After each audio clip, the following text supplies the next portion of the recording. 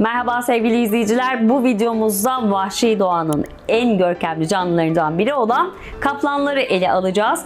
Kendilerine has özellikleriyle diğer kedilerden ayrılan kaplanlar hakkındaki bazılarını ilk kez duyacağınız bilgilere ve bu heybetli canlıların özelliklerine gelin yakından bakalım. Yaşayan en büyük kedi türüdür. Türlerine göre değişiklik gösteriyor olsalar bile genel olarak özellikle de Bengal kaplan türü vahşi doğadaki en büyük kedigiller ailesine mensup bir canlıdır. Yetişkin bir erkek kaplanın boyunun 4 metre, ağırlığının da 500 kilonun üzerine çıkabildiği gözlemlenmiştir. Kaplanların gücünü anlamak içinse pençesine bakmak yeterlidir. Zira bu pençeler bir yumrukta kolayca iri bir canlıyı bile öldürebilir. Kaplanlar da tıpkı kediler gibi gece saatlerinde aktiftir. Genel olarak hayvanlar da biz insanlar gibi gündüzleri aktif olmayı, geceleri de dinlenmeyi tercih ederler. Kaplanlar içinse bu durum tıpkı kedilerde olduğu gibi tam tersidir. Yaşadıkları sık ağaçlı Asya ormanlarında gece vakti avlanırlar. Mükemmel gece görüş yetenekleri avlarını karanlıkta izleyebilmelerini sağlar.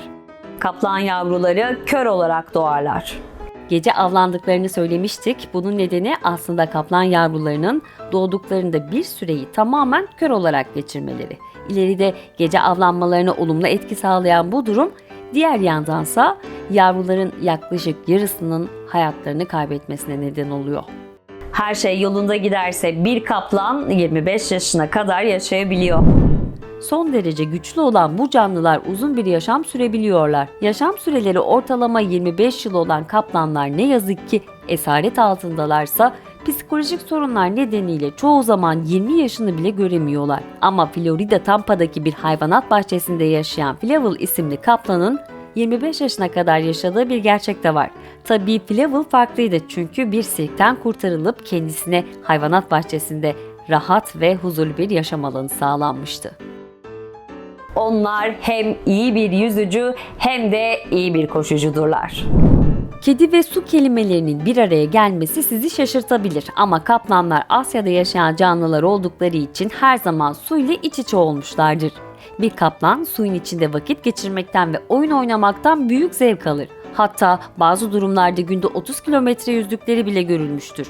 Ağır bir hayvan olmalarına rağmen karada da güçlü kasları sayesinde iyi bir koşu performansı sergilerler. Saatte 60 km hıza kadar ulaşabilen kaplanların hızı size az gelebilir ama 300 kiloluk bir canlı olduğunu düşünürsek bu hız inanılmazdır.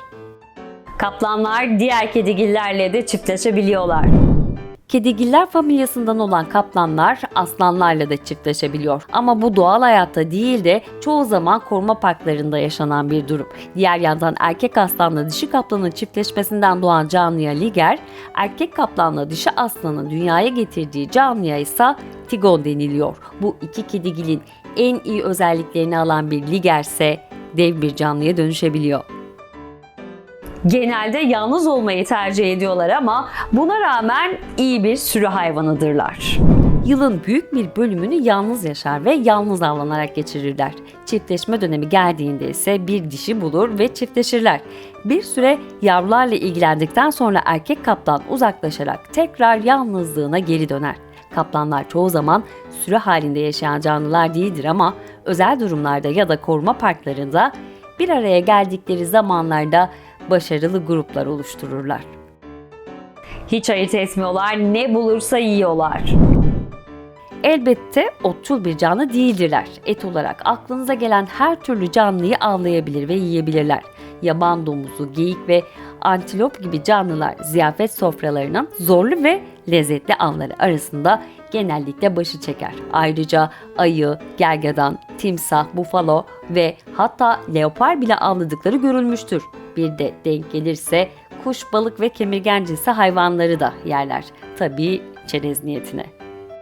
Kaplanların yalnızca kürkü değil, derisi de çizgilidir.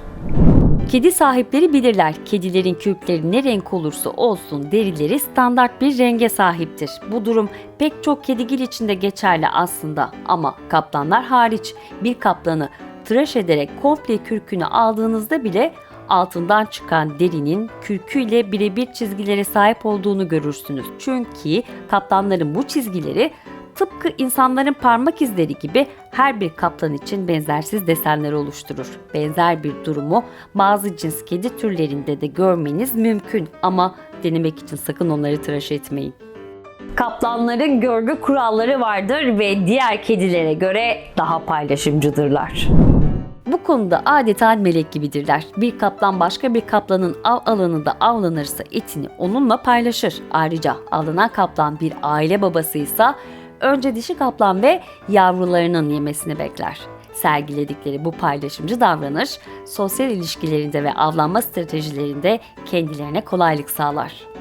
Kaplanların kükremesi kilometrelerce öteden duyulabilir.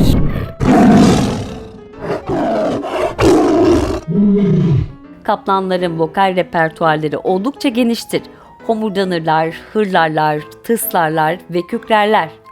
Bu kükreme neredeyse 3 kilometre öteden bile duyulabilir. Ayrıca her bir sesin farklı şeyleri iletmek için kullanıldığı düşünülmektedir. Kaplan safarisinde duyabileceğimiz seslerden bazıları bölgesel kükremeler, yavruların imdat çağrıları, sevecen ötüşler, güreş sesleri, çiftleşme kükremeleri, inleme, homurdanma ve sızlanmadır.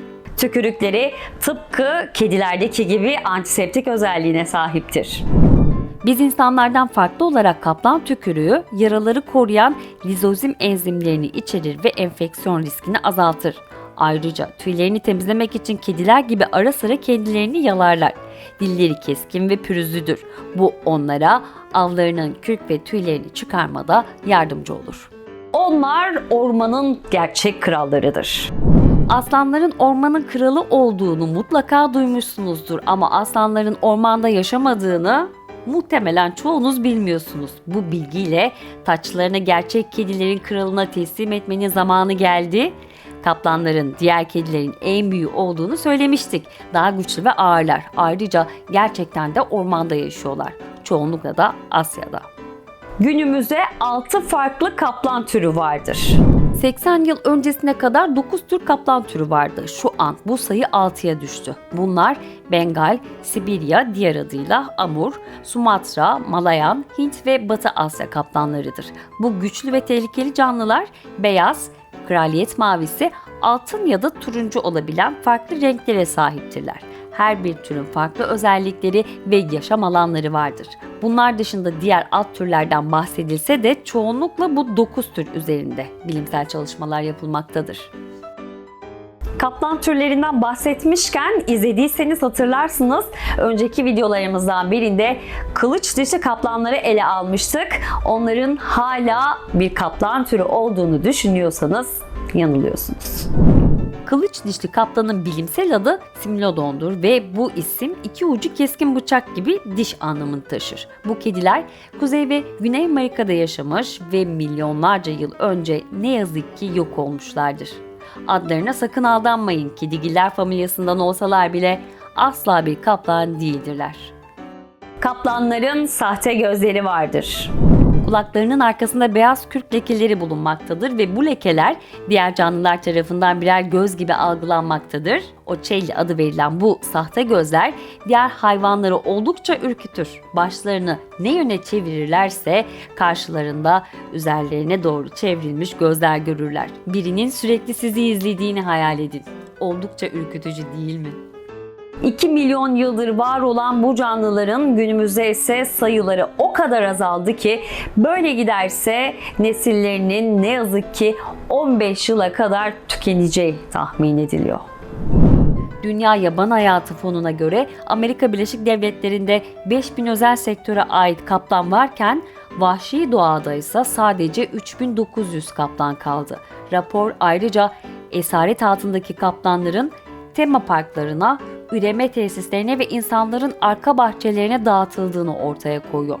Öte yandan Uluslararası Doğayı Koruma Birliği'nin kırmızı listesinde yer alan kaplan türlerinin nesillerinin tükenme tehlikesine dikkat çekmek amacıyla her 29 Temmuz'da insanlar büyük kedilerin onuruna Dünya Kaplan Günü'nü kutluyorlar.